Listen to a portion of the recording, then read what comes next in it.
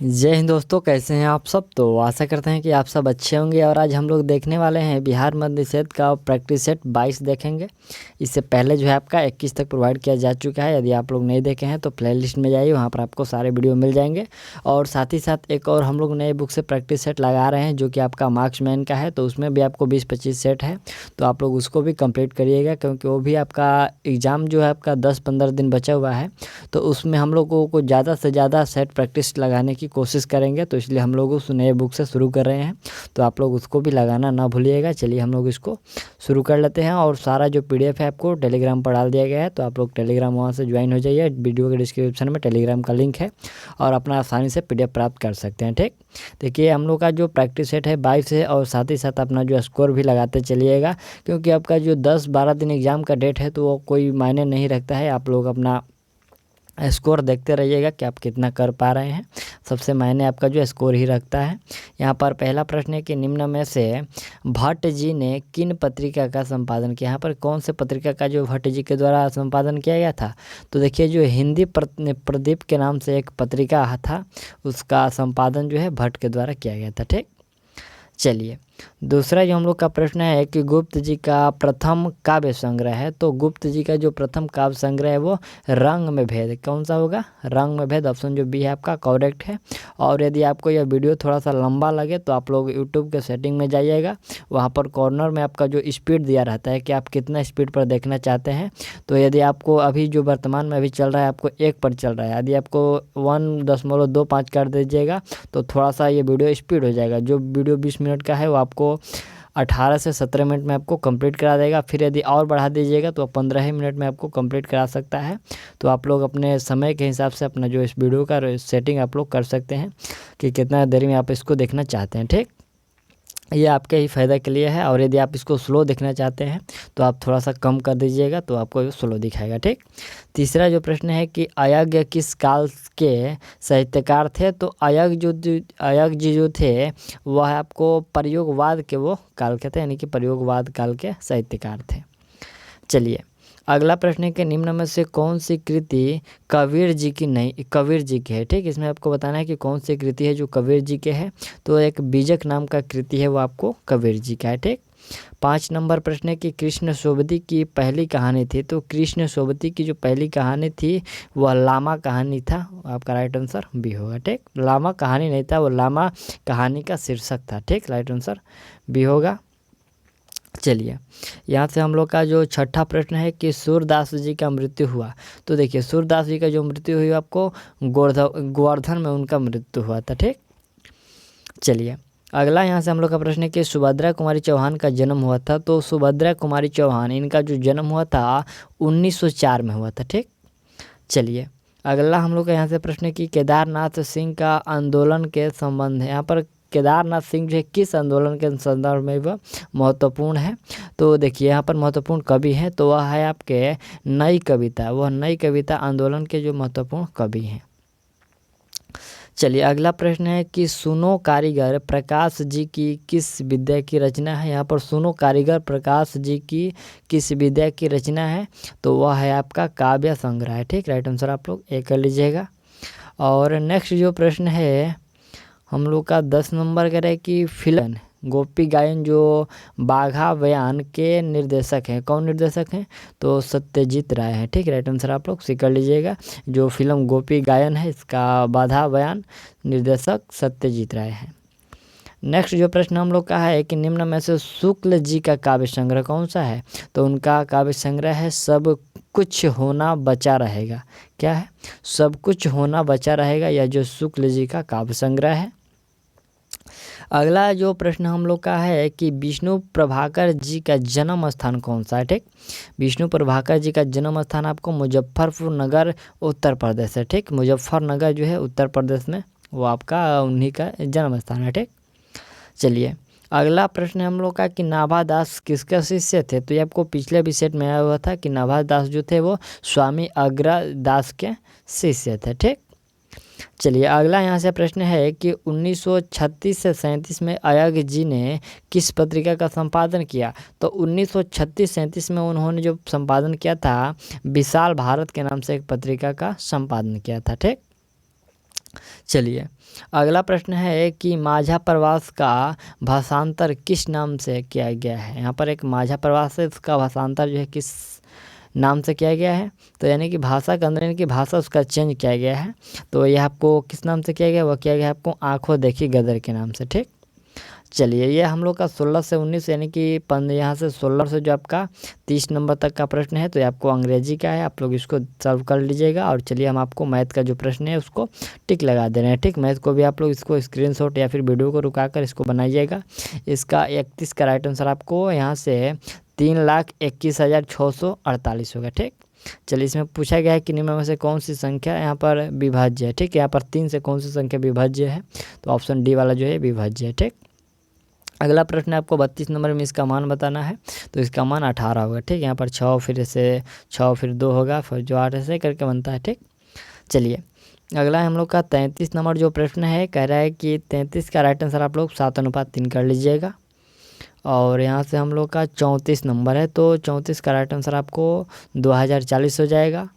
और फिर यहाँ से हम लोग का 35 नंबर है, तो 35 का राइट आंसर आपको 30 होगा। ठीक, चलिए अगला यहाँ से हम लोग का प्रश्न जो यहाँ से 36 नंबर प्रश्न क्या कह रहा है, तो 36 का आपको राइट आंसर यहाँ पर 90 हो जाएगा। ठीक, कह रहा है कि 2 पाइप पी तथा क्यू एक टंकी को क्रमशः 900 तथा 100 घंटों में भर सकते हैं। यदि दोनों पाइपों को एक साथ खोल दिया जाए तो टंकी कितने देरी में भर जाएगा, तो 90 घंटे में। ठीक, चलिए यहाँ से आपका यह डीआई का प्रश्न, इस तालिका को पहले अध्ययन कर लेना है और उसके बाद आपने जो है 37 से लेकर 40 तक 3-4 जो भी प्रश्न होंगे उसको आपको सॉल्व करना है। तो 37 का जो आपका राइट आंसर होगा वो 24:23 हो जाएगा। और फिर यहाँ से आपका 38 नंबर है, तो यह का 38 का राइट आंसर करेगा कितने मैचों में खिलाड़ी पी ने जो है खिलाड़ी क्यू से कम गोल किए, तो एक मैच में। ठीक, चलिए 39 का जो राइट आंसर होगा आपको 48 हो जाएगा। और फिर यहाँ से आपका 40 है, तो 40 का राइट आंसर आप लोग 91.66 कर लीजिएगा। ठीक, चलिए यहाँ से हम लोग का 42 नंबर का जो राइट आंसर होगा आपको 7/8 हो जाएगा। और यहाँ से आप 42 के बाद यहाँ से 42 नंबर जो आपका, तो 42 का राइट आंसर देखिए कह रहा है कि प्रश्न के निम्न में से कौन सा कथन सत्य है। पहला है कि विषम संख्या गुना विषम संख्या बराबर सम संख्या। दूसरा है कि विषम संख्या गुणा विषम संख्या बराबर सम संख्या। ये स्टेटमेंट दूसरा सही है। और इसमें क्या कह रहा है, इसमें आपको कह रहा है कि ना तो एक और नहीं है विषम संख्या, यानी कि मान लीजिए हाँ दोनों गलत है। जैसे कि मान लीजिए कि हम लोग यहाँ से 3 विषम लेते हैं, 3 लेते हैं, 3 लेते हैं और 3 लेते हैं, तो इसको हम लोग तीनों को गुणा करेंगे तो ये क्या आएगा, विषम ही आएगा, यहाँ पर सम दिया गया। ठीक, फिर दूसरा है कि यदि विषम संख्या को विषम संख्या से गुणा करते हैं, जैसे कि 5 को 5 से गुणा करते हैं तो 25 होगा। 25 क्या है, ये विषम संख्या है, सम नहीं है। तो यहाँ पर दोनों स्टेटमेंट गलत है, ना तो ये ना तो बी यहाँ पर सत्य है। ठीक, चलिए यहाँ से हम लोग का 43 नंबर का राइट आंसर आप लोग 29 कर लीजिएगा। और फिर हम लोग का यहाँ से 44 नंबर है, तो 44 का राइट आंसर आप लोग √8 - √5 कर लीजिएगा। ठीक, चलिए यहाँ से हम लोग का 43 का 29 हाँ और यहाँ से। और चलिए 45 नंबर जो हम लोग का ये अंतिम प्रश्न है, प्रश्न कह रहा है कि 1 से लेकर 100 तक के जो मध्य 2 के ऐसे कितने गुणज है जो 3 से गुणज नहीं है। तो इसका राइट आंसर आपका 34 होगा। ठीक, तो चलिए हम लोग इसको मैथ को कंप्लीट कर लिए। और यहाँ से आपका जो 46 नंबर से प्रश्न कह रहा है कि अर्थशास्त्र की दुर्लभता केंद्रित परिभाषा किसने दी है। यहाँ पर अर्थशास्त्र की जो दुर्लभता केंद्रित परिभाषा जो दिया गया है यह आपको रॉबिन्स के द्वारा दिया गया है। ठीक, राइट आंसर आप लोग भी कर लीजिएगा। चलिए अगला प्रश्न है कि भारत में योजना अवकाश की अवधि क्या थी। यहाँ पर भारत में योजना अवकाश की अवधि पूछा गया है, तो वह 1966 से लेकर 1969 तक जो थी आपका योजना अवकाश की अवधि थी। नेक्स्ट प्रश्न है हम लोग का कि भारत में कृषि नीति के तहत किस वर्ष तक जो किसानों की आय को दोगुने करने का लक्ष्य रखा गया है। तो देखिए दोगुने करने का जो लक्ष्य रखा गया है वो 2022 तक रखा गया है। ठीक, चलिए अगला प्रश्न है कि मांग की कीमत लोच मापने की विधि है, कौन सी विधि है। तो देखिए यहाँ पर उपयुक्त में से सभी विधि होगा, जैसे कि कुल व्यय विधि अथवा मार्शल की इकाई विधि, यानी कि मार्शल एक जो है अर्थशास्त्री है और उन्हीं का एक विधि है जिसको मार्शल की इकाई विधि कहते हैं। और दूसरा है कि अनुपातिक अथवा फ्लक्स की प्रतिशत विधि। और तीसरा है कि बिंदु विधि अथवा रेखा गणितीय विधि। उपयुक्त में से ये सभी जो है लोच मापने की विधि है। ठीक, चलिए 50 नंबर प्रश्न है कि किसी वस्तु की उत्पन्न समस्त इकाइयों की मौद्रिक लागत का योग कहलाता है। तो यहाँ पर है कि किस वस्तु की उत्पादन समस्त इकाइयों की मौद्रिक लागत का योग कहलाता है, तो यह कहलाता है आपको कुल लागत का। ठीक, चलिए अगला 51 नंबर प्रश्न है कि समष्टि अर्थशास्त्र के अंतर्गत किस सिद्धांत का अध्ययन नहीं किया जाता है। तो इसमें अध्ययन जो नहीं किया जाता है, कीमत का सिद्धांत का जो है अध्ययन नहीं किया जाता है। चलिए अगला हम लोग का प्रश्न 52 नंबर है कि कौन सी विनिमय दर मांग की पूर्ति द्वारा निर्धारित होती है। तो विनिमय जो दर है ये मांग के द्वारा नमनीय विनिमय दर जो है ये निर्धारित होती है। ठीक, चलिए यहाँ पर आपको देखें तो अर्थशास्त्र से भी अच्छे अच्छे प्रश्न आपसे पूछे जा रहे हैं। लगभग इसी सेट को हम लोग देख लीजिए, यहाँ से आपका 5 से 6 प्रश्न जो आपका ये आपको अर्थशास्त्र से ही पूछा गया। तो आप लोग थोड़ा सा अर्थशास्त्र को भी अध्ययन करिएगा, यदि अलग से भी कोई बुक आपके पास हो तो उससे आप लोग अध्ययन करिएगा। ठीक, चलिए यहाँ से अगला प्रश्न है कि जीवाश्मों की तिथि से हमें क्या जानकारी प्राप्त होती है। तो देखिए जो जीवाश्मों की तिथि से यहाँ पर मानव का विकास का क्रम जो है उसको जानकारी प्राप्त हो सकती है। ठीक, जीवाश्मों की तिथि से। चलिए अगला प्रश्न है कि निम्न में से किसने रोमन साम्राज्य के अंतर्गत ईसाई धर्म को राज्य धर्म घोषित करने का निर्णय लिया है। तो राज्य धर्म घोषित करने का निर्णय जो है यहाँ पर लिया गया है यहाँ पर कॉन्स्टेंटाइन, यह क्या है, कॉन्स्टेंटाइन के द्वारा लिया गया, यानी कि ऑप्शन जो है बी है। थोड़ा सा आप लोग ये सही से नहीं उच्चारण कर पा रहे हैं तो आप लोग थोड़ा सा क्षमा करिएगा।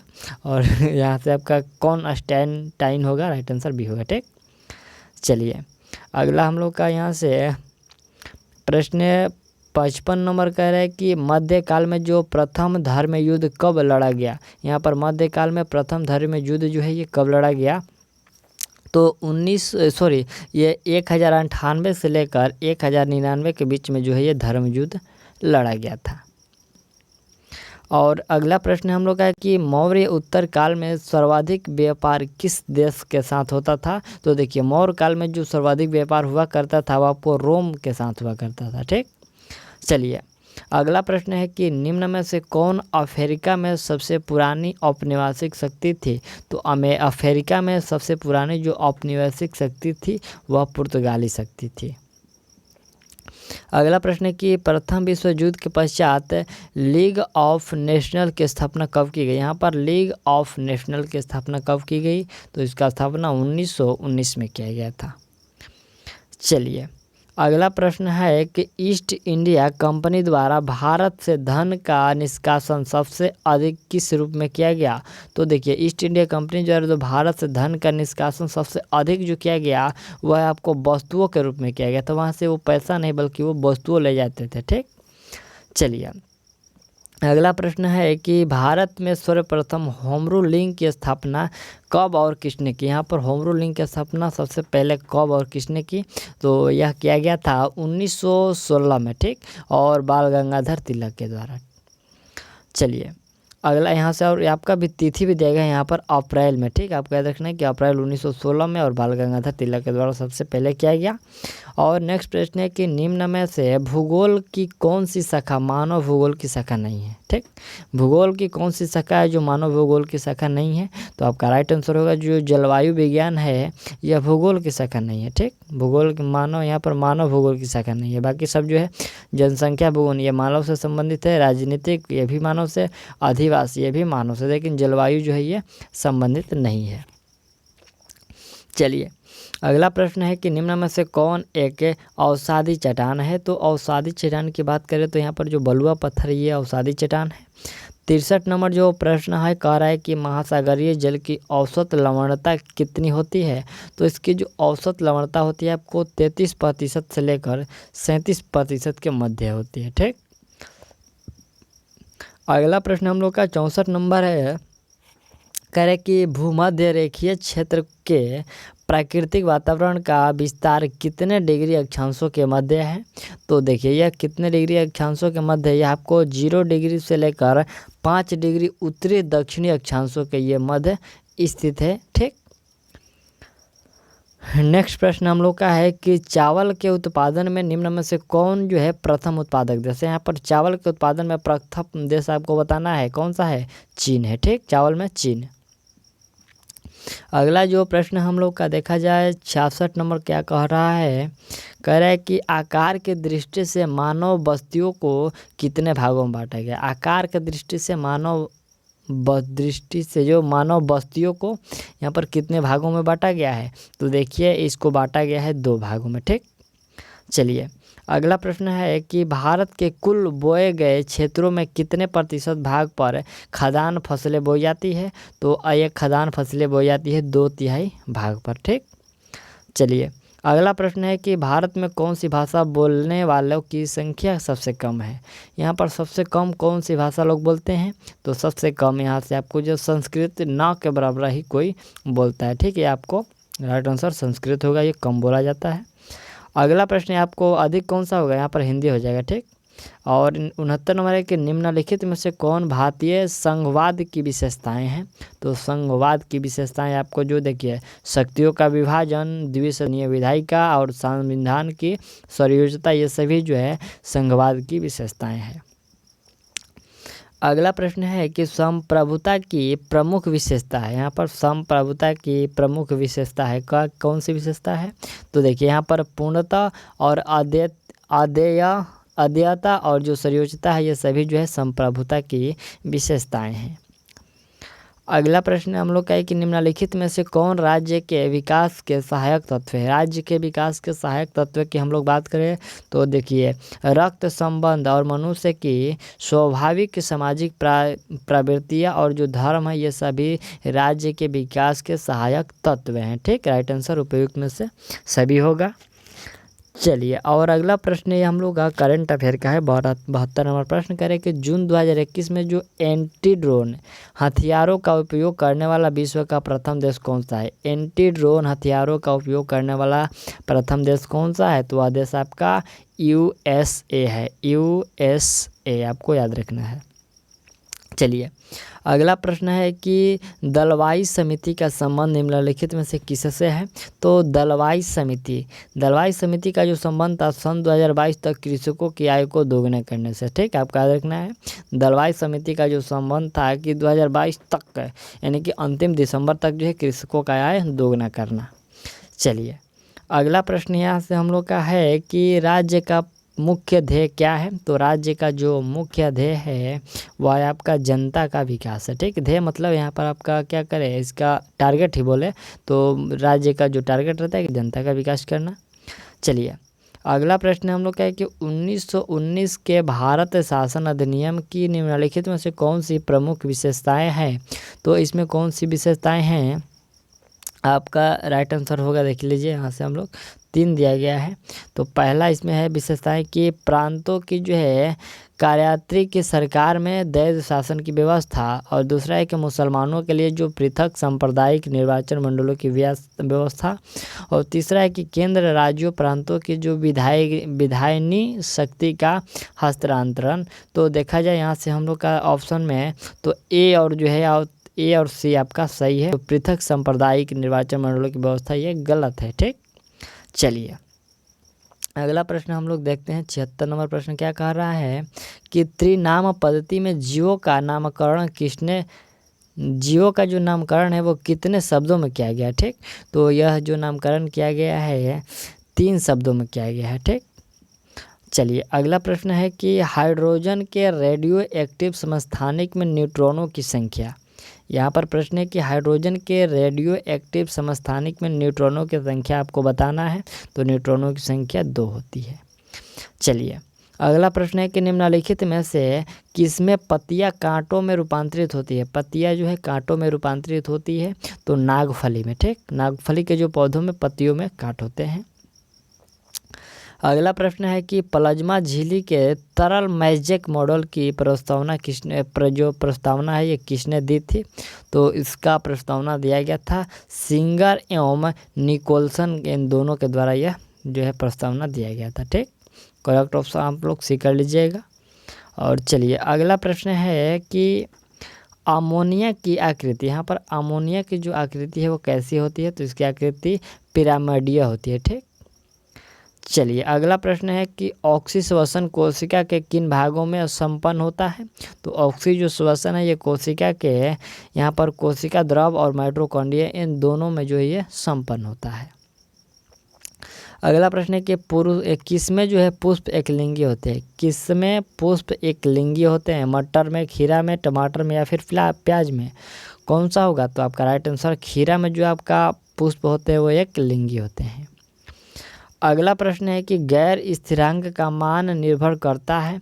तो गैर स्थिरांक का जो मान निर्भर करता है इसमें उपयुक्त में से कोई नहीं होगा। यहाँ पर किसी पर जो यानी कि पहला ऑप्शन है कि गैसों के मोल की संख्या पर नहीं, गैसों के ताप पर ये भी नहीं, और गैसों के आयतन पर यह भी नहीं है, इनमें से कोई नहीं होगा। ठीक, चलिए अगला हम लोग का यहाँ से प्रश्न जो 84 नंबर कह रहा है कि भाप अंगार गैस है, कौन सा भाप अंगार गैस है। तो देखिए यहाँ पर CO+H2 जो है यह भाप अंगार गैस है। ठीक, राइट आंसर सी कर लीजिएगा। अगला जो हम लोग का प्रश्न है 85 नंबर कह रहा है कि कुक्कुट जो है पालन के अंतर्गत आता है, ये किसके पालन के अंतर्गत आता है। तो यह जो है आपका मुर्गी पालन के अंतर्गत आता है कुक्कुट। चलिए अगला प्रश्न है कि निम्नलिखित में से किस राशि का जो मान यह शून्य अथवा ऋणात्मक हो सकता है। तो वह राशि कौन सा, देखिए जो विस्थापन राशि है उसका मान शून्य या फिर माइनस में जा सकता है। अगला प्रश्न है कि निम्नलिखित में से NH4OH में विलय यौगिक है, कौन सा इसमें विलय यौगिक है। तो AgCl जो है इसमें विलय यौगिक है। चलिए अगला प्रश्न है कि वह भौतिक राशि जिसके संक्षरण पर केपलर का द्वितीय नियम आधारित है, वो कौन सा आपको बताना है कि कौन सी भौतिक राशि है जिसके संरक्षण पर। ठीक, तो आपका राइट आंसर होगा जो कोणीय संवेग पर जो है केपलर का द्वितीय नियम आधारित है। अगला प्रश्न है कि पीतल मिश्र धातु है। तो पीतल जो यह मिश्र धातु है ठोस विलयन का मिश्र धातु है। अगला प्रश्न है कि H2O का घनत्व किस ताप पर अधिकतम होता है।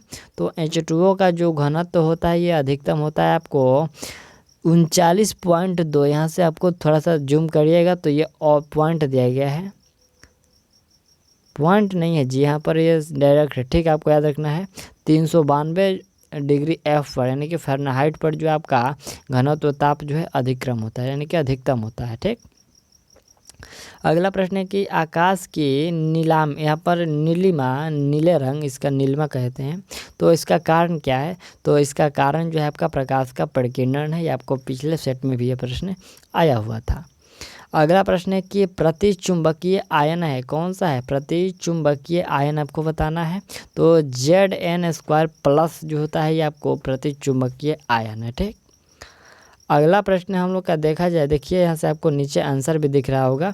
कह रहा है कि एजुराइट का सूत्र क्या होता है। एक एजुराइट का सूत्र आपको बताना है। तो देखिए 2CuCO3 इंटू Cu इंटू यहाँ पर आपको इसके बाद कोष्ठ बंद है और OH इंटू 2 है, यानी कि ऑप्शन जो बी है ये एजुराइट का सूत्र है। ठीक, चलिए अगला प्रश्न हम लोग का 94 नंबर है कि रक्त का थक्का जमने के लिए जो आवश्यक यहाँ पर थ्रोम्बोप्लास्टिन का स्रवण डॉट करता है, कौन इसका स्रवण करता है यानी कि स्राव करता है। तो इसका स्राव जो है एरिथ्रोसाइट करता है। ठीक, चलिए अगला प्रश्न हम लोग का है कि फ्लोएम सदैव प्रवाहित डॉट होता है। यहाँ पर जो फ्लोएम सदैव प्रवाहित डॉट होता है तो ये सदैव जो है कार्बोहाइड्रेट कुंड से कार्बोहाइड्रेट स्रोत तक ये प्रवाहित होता है। अगला प्रश्न है कि डीएनए का दोहरी यहाँ पर डीएनए का दोहरी जो पेचदार संरचना की खोज किसने की। तो इस संरचना का खोज जेम्स वाटसन और फ्रांसीसी क्रिक के द्वारा किया गया था। अगला प्रश्न हम लोग का 97 नंबर है कि डोमेन किस पदार्थ में बनते हैं। तो ये जो डोमेन है लौह चुंबकीय पदार्थ में बनते हैं। अगला प्रश्न है कि कीटोन का निर्माण किया जा सकता है। तो कीटोन का जो निर्माण है ये एसिटिक एस्टर के अपघटन के द्वारा इसका निर्माण किया जा सकता है। अगला 99 नंबर जो प्रश्न है कि केले की पत्ती में किस प्रकार की सिरा विन्यास होती है। यहाँ पर आपको बताना है कि जो केले का चौड़ा पत्ता होता है इसमें किस प्रकार का सिरा विन्यास होता है। तो इसमें आपको जो है समांतर एक का सिरीय विन्यास होता है। अगला अंतिम हम लोग का जो 100 नंबर प्रश्न करें कि बैकेलाइट है एक क्या है। तो बैकेलाइट जो है एक संघनन बहुलक है। ठीक, राइट आंसर आप लोग सी कर लीजिएगा। और यह जो हम लोग का प्रैक्टिस सेट था तो सेट 22 था और आपका जो सेट 23 है वो जल्दी प्रोवाइड की जा सकती है। तो मिलते हैं अगले वीडियो में और तब तक के लिए थैंक्स और ऑल दी बेस्ट। और अपना जो कमेंट आप लोग कर दीजिए कि आप इसमें कितना स्कोर कर पाए हैं। तो चलिए मिलते हैं अगले वीडियो में।